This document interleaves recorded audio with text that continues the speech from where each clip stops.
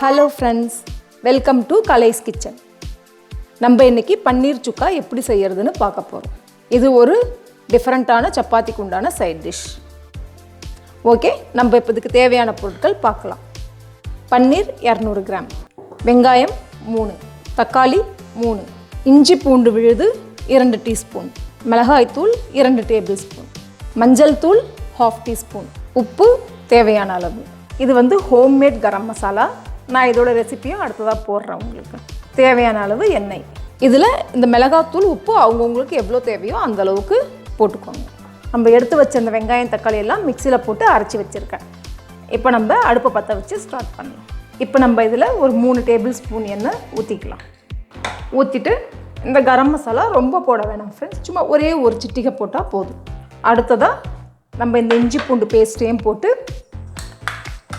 பச்சை வாசனை போகிற வரைக்கும் ஒரு 2-3 மினிட்ஸ் இதை நம்ம எண்ணெயில் இது பண்ணிக்கலாம். இந்த இஞ்சி பூண்டு நல்லா பச்சை வாசனையே இல்லாமல் நல்லா வதக்கிடணும். பாருங்கள், இந்த எண்ணெயில் அது நல்லா பொரியுது. பொரிஞ்ச உடனே இப்போ நம்ம இந்த வெங்காயம் தக்காளி பேஸ்ட்டை சேர்க்க போகிறோம்.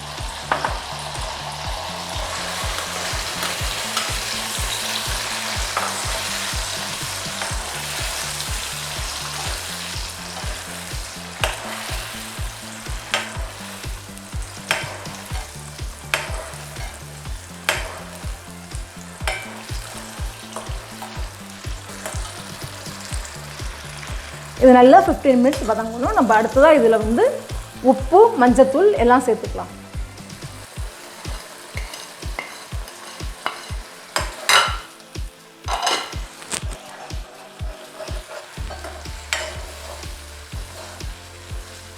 அடுத்ததாக மிளகாத்தூளையும் சேர்த்துடலாம்.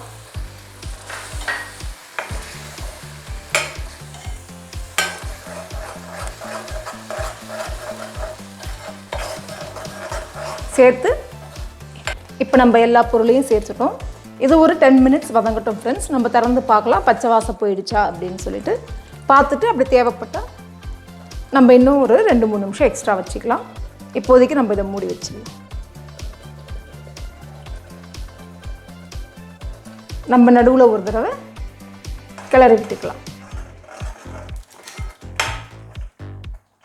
இப்போயே பாருங்கள், எண்ணெய் எல்லாம் பிரிஞ்சு வர ஆரம்பிச்சிருச்சு. இன்னும் ஒரு இப்போ 5 நிமிஷம் ஆகிடுச்சு. இன்னும் ஒரு 5 நிமிஷம் இருக்கட்டும். இப்போ பக்கத்தில் ஒரு தோசை தவா வச்சுட்டு நம்ம அதில் கொஞ்சம் எண்ணெய் சேர்த்துக்கலாம்.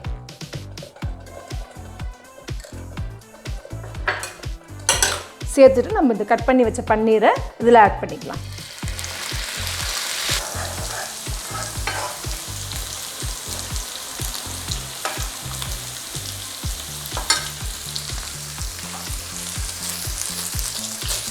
பாருங்கள், இப்போ நம்ம இந்த பன்னீர் எவ்வளோ அழகாக ஃப்ரை ஆகிடுச்சுன்னு.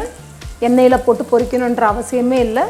இந்த மாதிரி தவாவில் போட்டு நம்ம கொஞ்சமாக எண்ணெயை ஊற்றி ஃப்ரை பண்ணாலே நல்லா ஃப்ரை ஆகிடும்.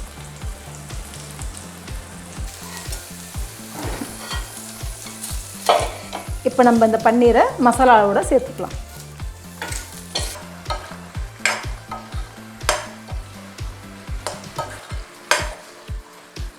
பாருங்கள் ஃப்ரெண்ட்ஸ், எவ்வளோ அருமையாக ரெடி ஆகிட்டுருக்குன்னு பாருங்கள். இப்போ நம்ம கொஞ்சம் ஹையில் வச்சு ஒரு 2-3 மினிட்ஸ் கிளறி விட்டுக்கலாம். நல்லா இது கொஞ்சம் ட்ரை ஆகிற மாதிரி கிளறிக்கலாம்.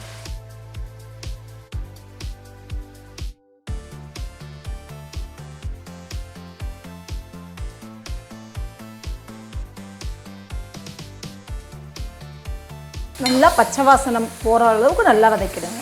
அதுதான் மெயின். நம்மளுக்கு அந்த வெங்காயம் தக்காளி ஒரு பச்சை வாசனையே இருக்கக்கூடாது.